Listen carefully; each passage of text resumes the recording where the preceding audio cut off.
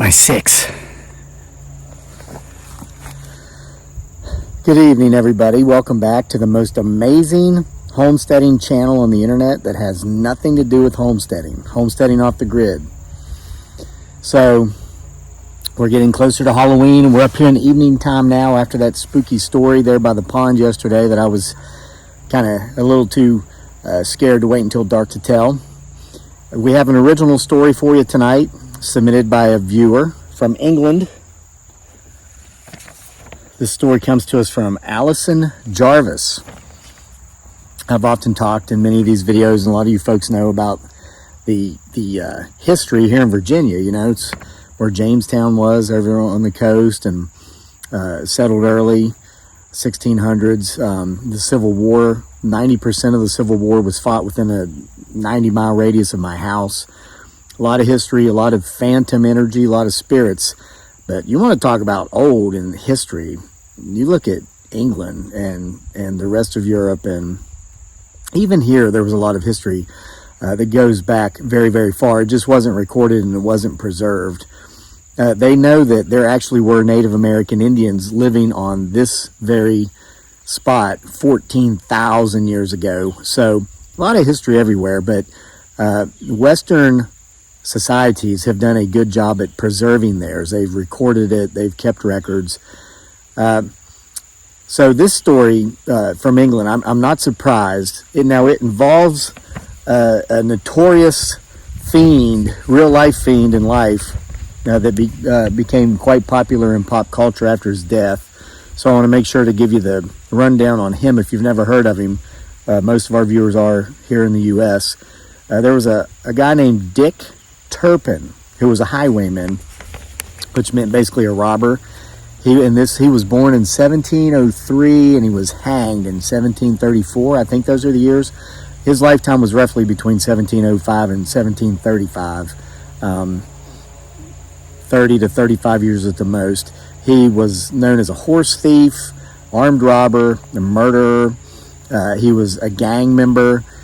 He tried hiding out under false names there in his final years because everybody was looking for him. A local sheriff, where he was trying to hide out, suspected him of not being who he said he was because he lived a very lavish lifestyle, but he didn't seem to work. He just had money, but he couldn't. So they locked him up, trying to figure out who he was, and he wrote a letter to his brother-in-law, and in this letter, he of course referred to himself as his, Dick Turpin, his true self, and this is how they found out who he was. They opened the mail, read the letter before it went out, and shortly thereafter, he was hanged until death. But then, of course, he would become the focus of pop culture, songs, poems, movies in the last century. Well, this tale involves potentially his ghost at one of the inns where he used to stay there in England, and it was called the George. And I'm excited because Allison sent us this story, and then she said there's more to come. I hope, Allison, if you're watching, that you do send us more stories of the experiences you had at this haunted hotel now, or an inn, as you'd probably call it there. With no further ado, as my beautiful bride dearly, aka Giggly Girl, would say, now that I've given you the backstory on the fiend that the story centers around, we're going to get to the story on this beautiful October night once I get my old man reading glasses on. And again, remember to watch for movement back here. You never know who or what may or may not show up back here. Hi there, Kevin. I've watched you for years.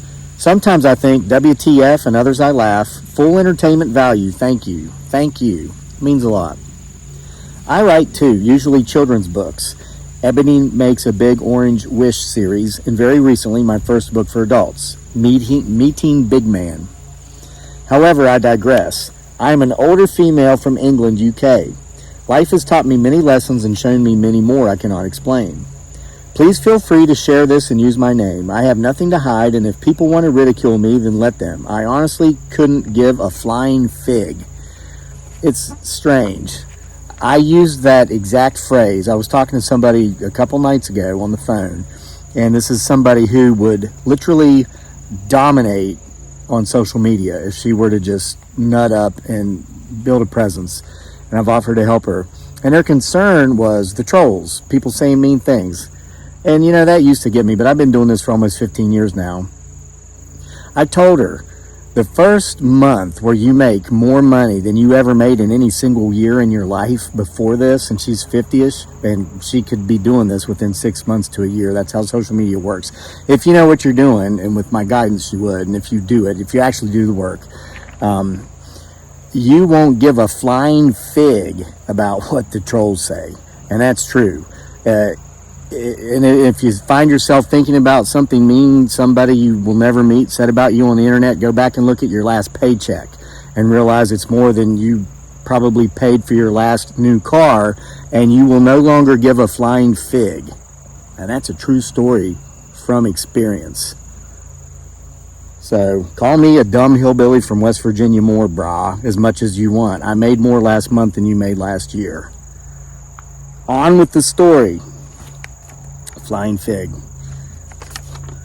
Okay, so I live in a place called Wellingford in South Oxfordshire. It is a very old historical area between Oxford and Reading, River Thames, etc. It is beautiful around here, but Lord, is it expensive. We used to have a castle here, but it was pulled down and the stones were used to build Windsor Castle. We had a charter granted in 1155. Man, you talk about history. I'm an empath. I didn't understand this until a few years ago when I undertook level 1 and 2 Reiki healing. Otherwise, I used to think, did my imagination make that up, or did I really see that? So, I will begin with when I was in my 20s. I worked as a chambermaid in the local hotel. It used to be a coaching hotel along the main route to London. They regularly used to host Dick Turpin, the highwayman, and I gave you his history here before the story, and stable his horse under his room. The room next to it was the teardrop room. I will explain that another time. Can't wait. I used to clean the new block, which was a complete relief to me, as whenever I went into the old block, I used to feel incredibly ill at ease, like spiders crawling all over me. It was unpleasant to say the least, but as there was history attached to every old block room, the feelings I had weren't going to subside anytime soon. So everyone was off sick that day. Myself and my friend, also named Allison, were trying to cover all the rooms and cleaning doable if it had been quiet the night before.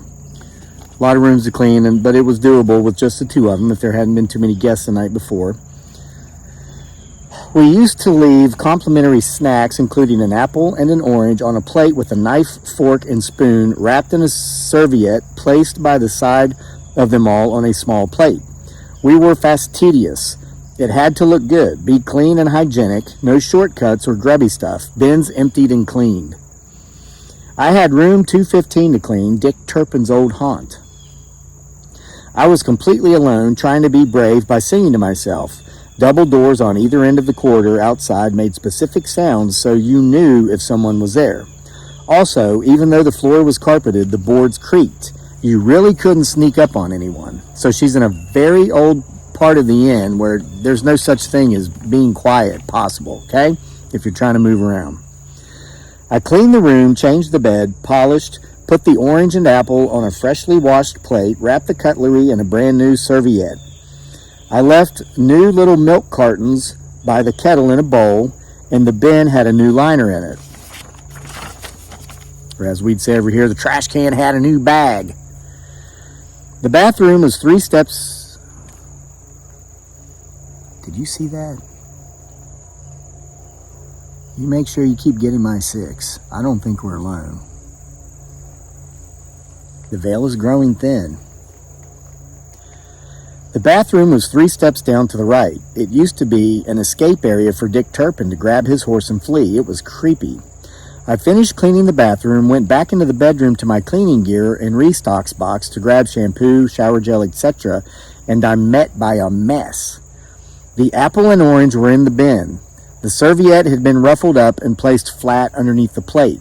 The knife, fork, and spoon were on the floor. The milks were thrown over the table.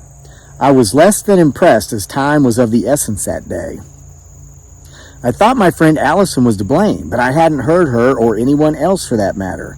Then, stepping out into the corridor, I see Allison at the far end of the car park, or parking lot as we'd say here, emptying the rubbish in the area designed for it. So she's on the far end of the parking lot, throwing the trash away in the dumpsters. She couldn't have made it that far. There's no way it could have been Allison, as she was a distance away. So trying to be big and brave, I say out loud, "Ha ha, very bloody funny. Do you think I have time to waste?" Or as we would say, "Ha ha ha, very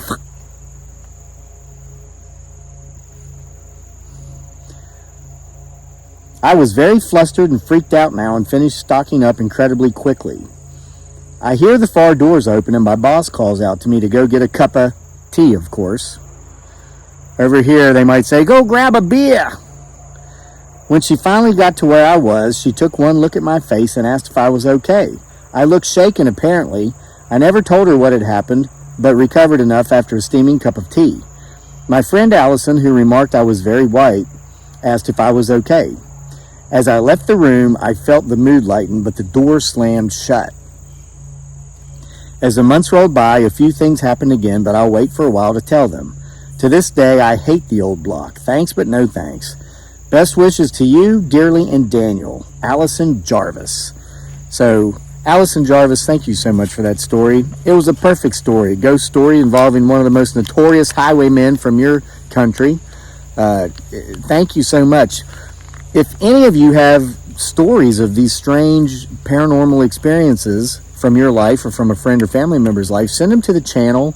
The email address is crazylake@mail.com. Give us your permission to do so, and we'll share them with our viewers on the channel. And also, Allison, your story is going to go in True Hauntings Volume 5. And the stories are really rolling in. I guess people are in the mood because it's October and they're watching the videos and sending in their stories. We welcome them all. So, until we're here next time, which will be tomorrow evening, thanks for showing up, and we'll see you for more tomorrow evening here from Homesteading Off the Grid, the most awesomest homesteading channel on the entire internet that has not a bloody thing to do with homesteading. See ya.